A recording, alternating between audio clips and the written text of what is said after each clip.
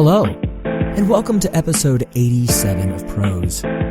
This week, become a hardened exterminator of life, and bask in the vampiric glow of the lights of Las Vegas. The big news this week is that the studio is now up from 60% set up to about 89% set up.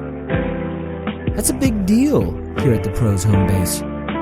Still, the sound is a bit echoey as the arrangement continues to evolve.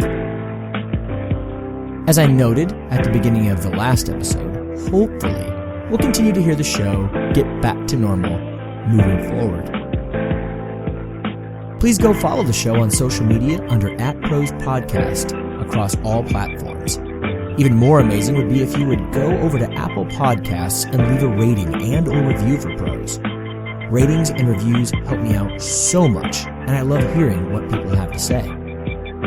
For easiest access to the show, subscribe using Apple Podcasts, Google Play, Spotify, Stitcher, or whatever podcast catcher is your favorite. Lastly, but most assuredly not leastly, go check out the Prose Patreon page at patreon.com/ProsePodcast and consider supporting the show there. Not only will I be so very grateful to you, you will join a growing family of superfans, and you'll get some cool swag out of the deal to boot. Thanks for listening. Let's get to the tale, shall we? This week we have Moose and the Lights of Vegas. Enjoy.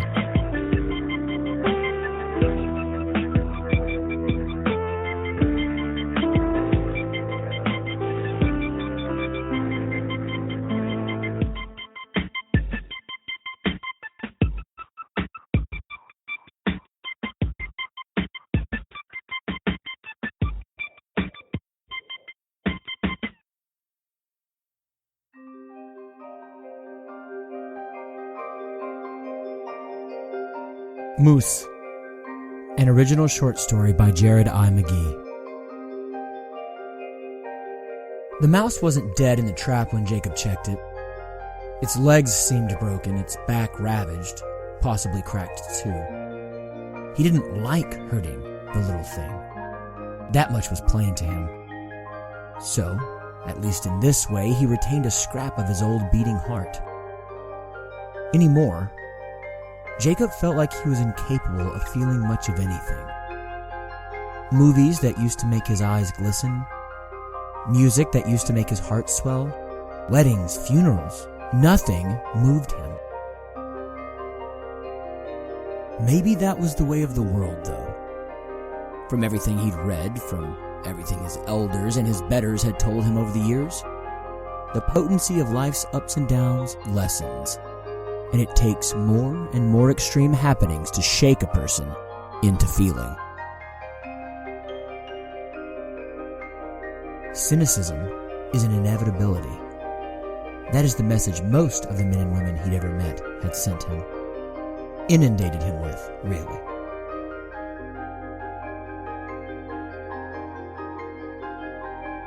Watching this little beast wriggle and squelch in pain made him sick. Such a small, unguarded little thing just trying to stay warm and sustain itself off some paltry crumbs from the kitchen. And this is how Jacob repaid this intrepid little explorer. With death? No, not death. Right now he had only doled out extreme, torturous pain to the rodent. This was wrong. This was horrific. This made Jacob smile. Not for the pain of the little mouse, but that he cared for the little one and cared that it was languishing. Was that selfish of him? To use the suffering of the mouse to reestablish his humanity? To use it as a branch to cling to in the hopes of not drowning in the cynicism that threatened to take him under every day, all day since he first began traipsing toward adulthood? Jacob needed to help the mouse on past its pain. He wondered how best to do that. He smiled again at his lack of ideas on ending the compact life. Again, not for the pain of the mouse. This time, his chuckles came at his own expense and for his own weakness. Jacob's forebears had all been hard farming men. Men that had come down south and west, surviving purges in Ireland, surviving goading and violence in South Carolina, surviving the long slog down to the bayous of Louisiana. Just to get by on any given week, they took the lives of countless animals. They didn't flinch at cutting a pig's throat and holding it as it bucked and bled out. In fact, from what his grandfather told him, those hardened men from Jacob's family's past respected those animals whose lives they took to no end.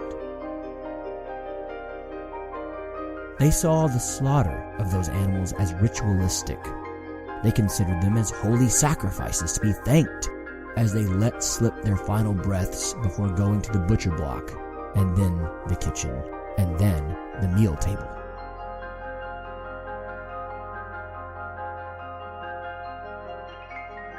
Jacob was no hardened farmer, though. He did not have the steel in him. What to do then? He took the mouse, still in the trap, that had crushed and broken its body, and not knowing what else to do, and not knowing how he could possibly harm it further, Jacob simply tossed the mouse and trap outside, knowing quite well that it would continue to squeak and scream and wriggle, knowing it would continue to hurt, knowing it wouldn't make it through the night, knowing that he was dooming the little one to more pain and a night of terror. The animals outside would do what he could not. All to be easier on himself. All because his emotions had come back in a flood to drown and choke him, taking the place of the numbness and the darkness that so often set him ill at ease, moving through the world.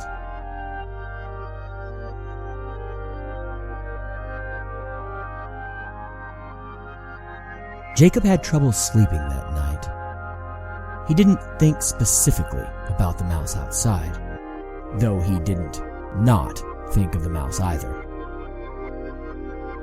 Weighing more heavily on his thoughts were all the times he'd not felt something when he should have, and why he was so capable of embracing the void of his advancing years. He hated that he could turn off his empathy and all but could not cry anymore, even when he should be capable of doing so.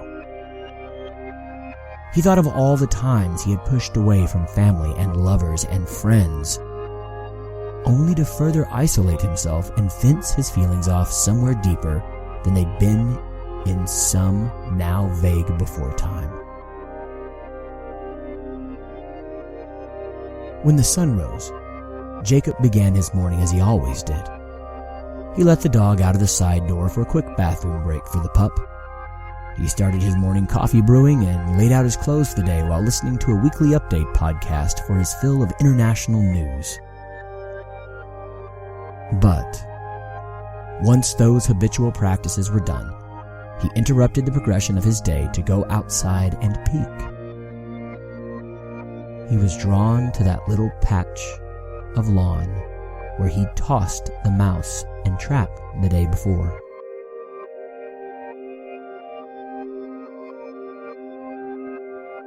He wasn't sure what he thought he would encounter, but his darkening thoughts were met with an equally dark sight.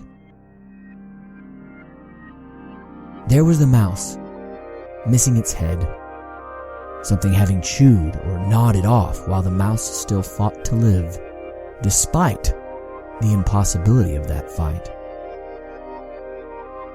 Flies buzzed around the minuscule corpse. Jacob retched. He teared up again. So, his heart was still open and feeling. He considered burying the mouse.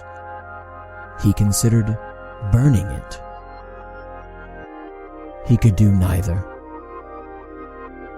Rather, he just kicked it further into the tree line, so he wouldn't have to look at its body, nor would he have to deal with the results of his own cowardice either. He turned to walk back toward his house, to continue on with the day, and he could already feel his concern and sadness at the death of the little creature fading. And instead of fighting the forthcoming numbness, he embraced the moral ambiguity of the act, knowing such ambiguity was just the way of the world.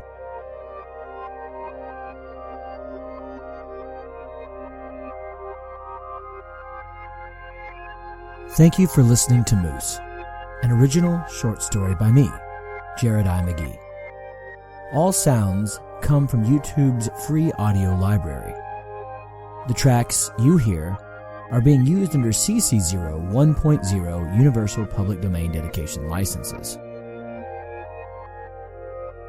Please stick around for the second story this week.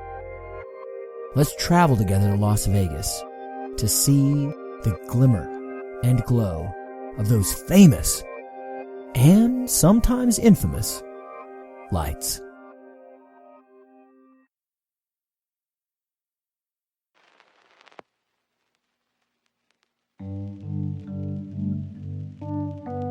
The Lights in Vegas, an original short story by Jared I. McGee. The red glow of Sin City is something to behold. A neon sunset at midnight, every night, never wavering. Much like the far reaches of the northernmost frozen places of the world during swaths of the year, the sky never goes completely dark there in Vegas.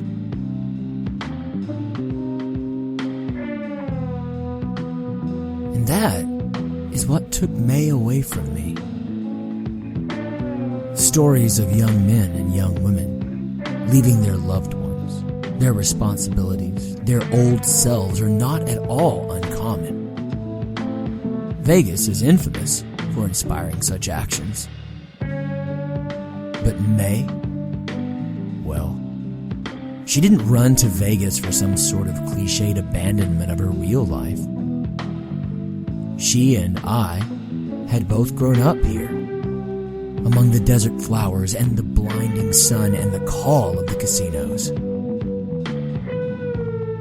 No. May broke because she could not sleep.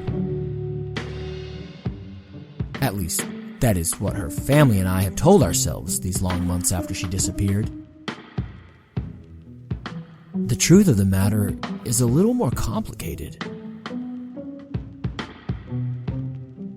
Hour after hour, year after year, May began to sleep less. It started in our adolescence, and she grew further into it in her 20s. She began to stay out later and later and later, something she actually detested doing, particularly in the harsh glow of the city's lights at night. Her eyes became wild and cracked, the red from her burst blood vessels creeping into what used to be pristine white. She stopped eating as much as she once did. She stopped seeing her friends. May seemed relatively normal at her core, despite all those growing abnormalities, though. She still spared an occasional smile from me. She still interacted with her family from time to time. Clearly, her personality was fraying, but her heart and her mind stayed for a time beyond her body. Her body, though, changed rapidly. Reddening eyes became blood crimson red around the pupils. Her helter-skelter tangle of hair that was so velvety and thick came out in chunks, leaving her with wires and an exposed pate. That pate? It lost its cinnamon hue and, defying the unending sunshine of Las Vegas, became became a ghostly dead marble with prominent blue-black veins fracturing the pallid calm of her new look. Her skin began to have more and more pockmarks and, as time progressed, open, weeping sores. Her athletic body became waifish and had the look of extreme frailty and sickness. That last bit of seemed to be couldn't have been farther from the truth. I myself saw her lift the back end of a car once. Everyone said it was because I was worried and because I was sleep-deprived myself. But I know what I saw.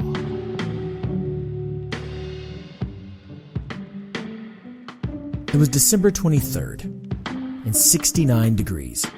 Far warmer than any Yuletide should be, even in the wastes of the Mojave. The lights glowed. The tourists still swarmed. May's family had lost touch with her months ago. With Christmas impending, they called me to go and check on her. May and I hadn't spoken in a few weeks either, but even in the face of her changes, she kept in touch with me for far longer than she did with her family and her other friends. I don't know that that is anything special. She certainly didn't care for me more than her mother or father or sister, but there it was. More and more, our conversations were only over the phone and, oddly enough, through mailed letters. She didn't want me anywhere near her apartment. She wanted to keep me as connected to her as possible, with keeping me as far away as possible. On that day, that December 23rd, I stepped beyond the boundaries May had set and headed to her apartment.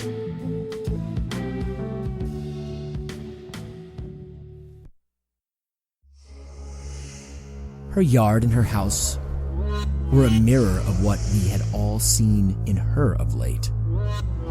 The yard, usually filled with cacti and desert-dwelling plants that May meticulously kept immaculate, was dead and brown and seemingly untouched for quite some time. Her house was sagging. Impossibly, it looked like it had been waterlogged, the paint having been worn off the sides and the building itself seemingly drooping. I made my way through the eerie-looking glass version of May's yard and onto the oddly dilapidated front porch, ringing a doorbell that sounded like it was shorting out. Her voice came out in a croak through the closed door. Go away, Jim. I've become something else. I can't do this. That cracked, farcically shredded voice began a very brief back and forth. An exchange with pleas and cajoling and begging and anger from me. All of that was only met with the same repeated refrain from May. Go away, Jim. I've become something else. I can't do this. After roughly half an hour, I gave up and headed back to my car, covered in sweat from baking in the suffocating heat, but still shivering from the cold I'd experienced from this once eternal goddess of spring and kindness and unfettered joy. Something was wrong.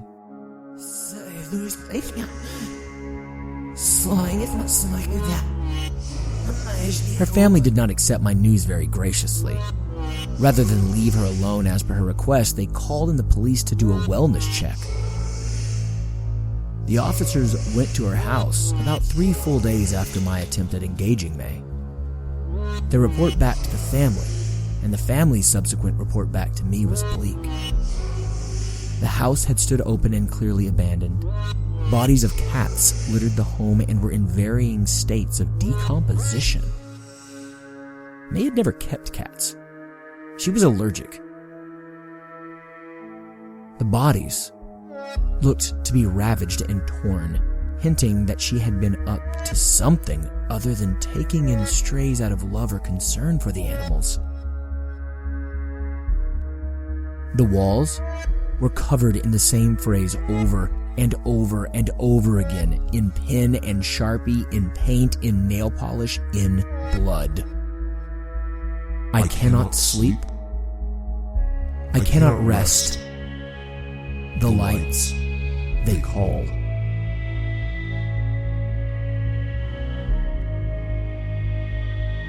The red glow of Sin City is something to behold. A neon sunset at midnight every night, never wavering. Much like the far reaches of the northernmost frozen places of the world during swaths of the year, the sky never goes completely dark here in Vegas.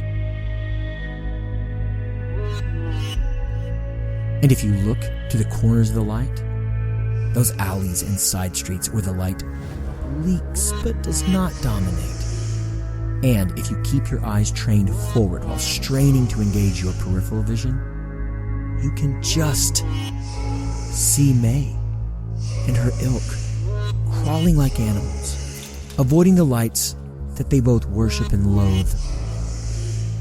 I don't know what May is, but I know who she was, and I know that the lights in Vegas call to me more now. I've begun to lose my appetite and hear the hum of the city. The red glow of Sin City is something to behold.